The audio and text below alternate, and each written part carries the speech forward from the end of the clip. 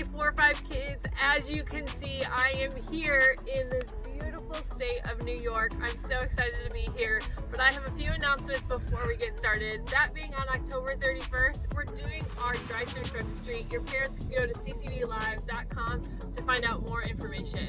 And can you guys just take a moment and look at how beautiful the trees are? Gosh, I climbed 2 miles for this and I think it's totally worth it. But I will tell you one thing, it's a little chilly up here. Would you like to go to the movies later? Would I? Yes. Do you want to go to the movies later or not? Huh? Hey, who's this? Oh, what does it look like? It's Pinocchio. Hey, I'm trying to change my image, remember? Call me Jerry. Oh, sorry, I forgot. So, Jerry, what's it like being a real boy? I'm still a puppet. That cricket didn't know what he was talking about. Did you try wishing upon a star? Yeah, and I ended up with you. Whoop-a-dee-doo. Whoop-a-dee-doo. Woo-a-dee-doo. Well, what do you think?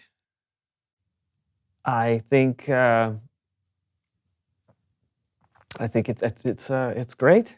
It's really great. Thanks. I've been working with him for months. Could you see my mouth moving? Your mouth? Yeah. No, I had no idea that was you making the voice. Yeah, we make a pretty good team, don't we? Uh-huh. Well, we've been thinking about going out on tour together. Now, be honest with me. Do you think audiences would like us? A tour? Mm-hmm. A comedy tour? Mm-hmm. Well, I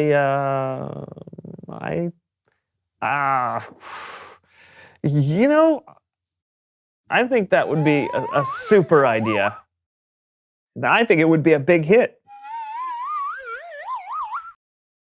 This may be the best idea you've ever had. Brandon, is your nose growing? Absolutely not.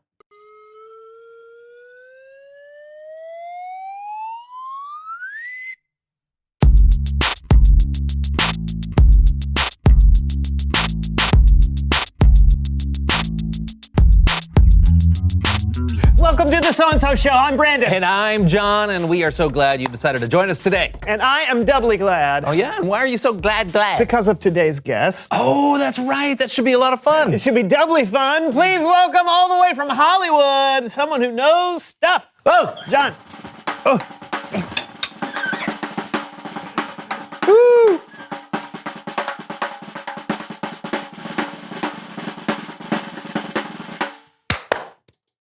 Hey! Hey! How's it going? So good. Tell us who you are and what you know. I'm sorry, you'll have to excuse Brandon. He's really excited that you're on the show today. Doubly excited. I'm excited to be here. My name is Oakley, and I'm a special effects makeup artist for the movies. Yes. Okay, special effects makeups. Now, that's someone who does more than just covering up some pimples and bad skin and stuff, right? Right. They've got other makeup artists to do that. But if you want someone to make you look older or to give you like a nasty cut or a bruise or something, call me. Yeah, but your specialty is... Oh, my specialty is making people into monsters! Oh, so you make what? Monster masks? I mean, sometimes. More often, though, it's makeup and latex and glue. It's important not to cover the actor's face entirely because you have to see their mouth move and their facial expressions. Oh, so because that way you want their performance to shine through the makeup, right? Exactly. I want to be a monster. I think Brandon would like you to make him up today. I do. Well, I can't do it myself, of course, because I'm on set. But did you get the package I sent? Yeah. Got it. You are going to turn yourself into one of the scariest, the smartest, most deadly creatures ever. Yes. And I'm going to talk you through it. Fair enough? Fair enough.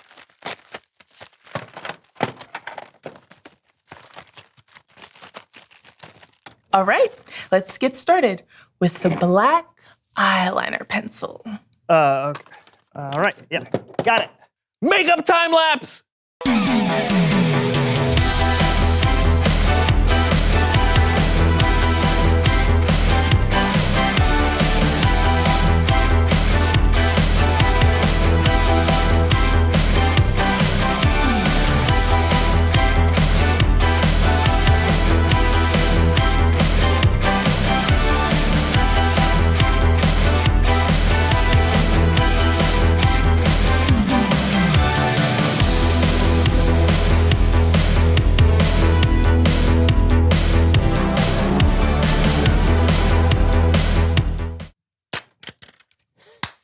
Wow. Brandon, great efforts. Thank you. Let me see. Oh, yeah. There you go. You look amazing. I look like an owl. An owl's not a monster. Okay, but owls are smart. They can be scary and deadly too. Just ask mice and bunny rabbits. I look like an owl. Well, thanks, Oakley, for showing us what you do. It really is incredible. You bet. Thanks for having me. Are you going to be all right? It's Bible story time with Kellen.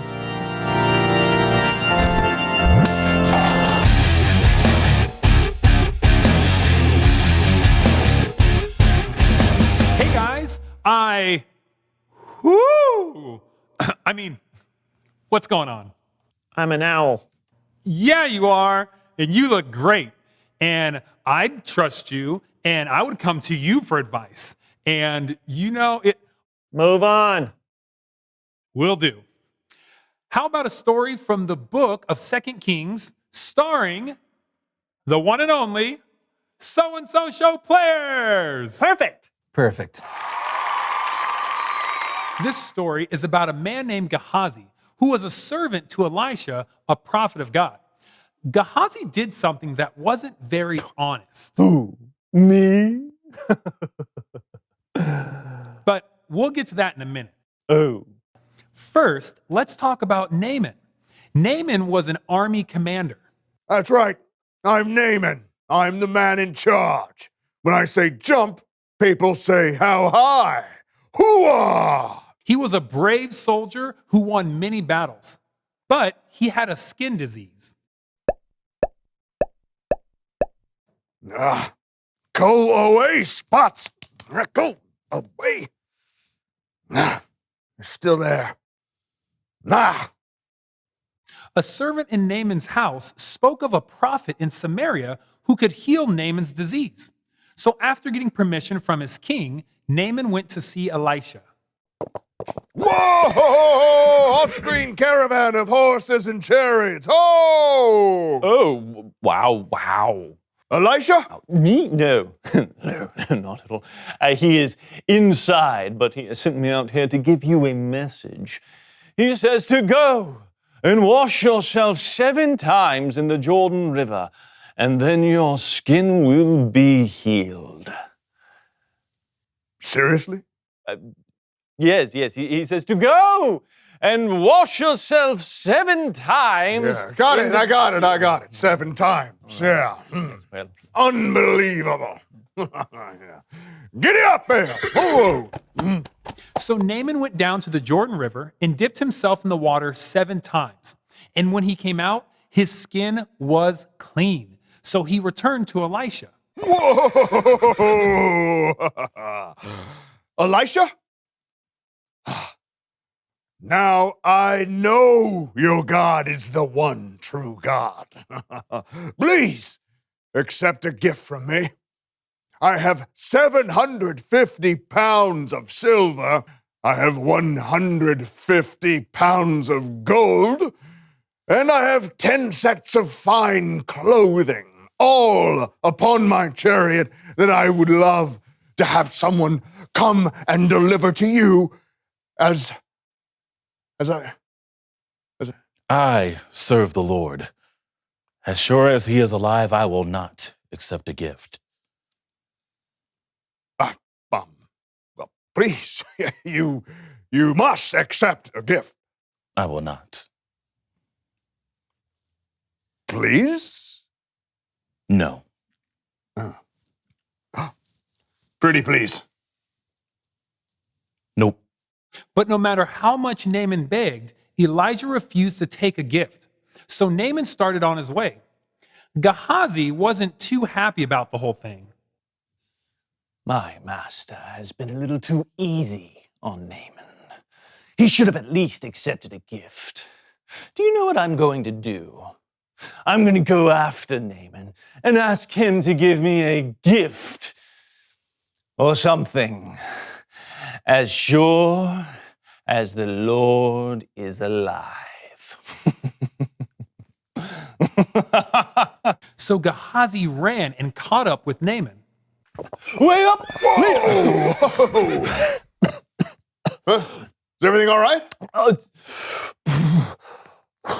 Oh, totally. If now, if do you remember how my master said that he didn't need any kind of gifts or anything? I do. Oh, excellent. Well, turns out he's changed his mind. Yes, we've had a visitor drop by who's a little short on gold and silver and stuff. Oh, of course. Yeah, how much do you want? How much? How much? I didn't even think about how about 75 pounds of silver and 2 sets of clothing? Well, I insist you take twice as much silver. You do know best, yes. Oh dear. Wow. Excellent. Oh, thank you. Oh my goodness. Yes, well, that's quite a lot. Thank you very much for your kindness. Yes. Be on your way. Oh yes, I will be on my way. When Gehazi got back to Elisha's house, he put the gifts away, someplace safe. But before he could truly celebrate what he'd done, he ran into Elisha. Whew. Silver is so heavy. Oh, look at it all. So, Elijah? Where have you been? Me? Little old moi? Nowhere. Gehazi, I know you went back to Naaman. My spirit was with you the whole time. Why couldn't you just be honest? Oh, I have always been honest. Now, you're going to have the same skin disease as Naaman. No. No. No. No. No. No. No. No. No.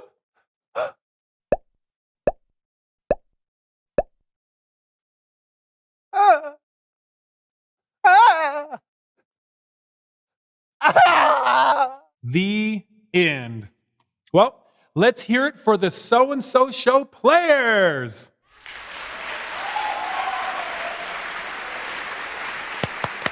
Woohoo! What'd you think, fellas? Cool story, right? I mean, absolutely. Very funny. You know, it's hard to trust people once they've told a lie like that. I know I'd have a hard time trusting Gehazi. Yeah, he was just foul. All right. See you next time, Kellen. I guess all good things have to come to an end. Bye. All good things. No more owl jokes, okay? I'll try. I can't even think of what comes next in the show. Oh, well, I guess we'll just have to wing it. Okay, now I'll try. Reveal the question. Why is it important for people to trust you? That's a good question. What do you think, John? Well, because no one likes to hang out with people who don't tell the truth. Stop it. What I said? Who? All right. I know. I'm telling you the truth. Oh, boy. We'll see you guys next week. Hey, Brandon. How many licks does it take to get to the center of this lollipop? Oh, let me see. 1, 2.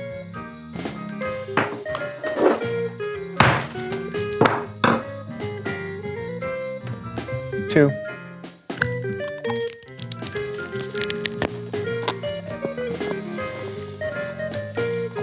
Is it good? No.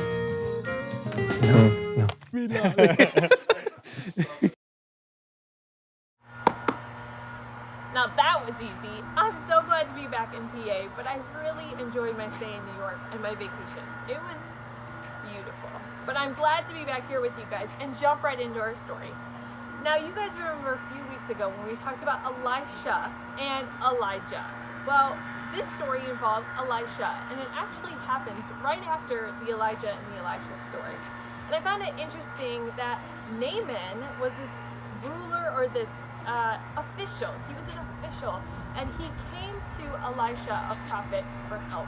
I'm not going to retell the entire story because you heard it in the So-and-So show, But I want to touch on one thing, and that's at the very end of the story. So hang with me. We're going to go to 2 Kings. So let's open those Bibles. We're going to 2 Kings chapter 5, and I want to look at verse 27. Now this is Elisha talking to the servant at the very end. And we all know that he went to go take money from Naaman.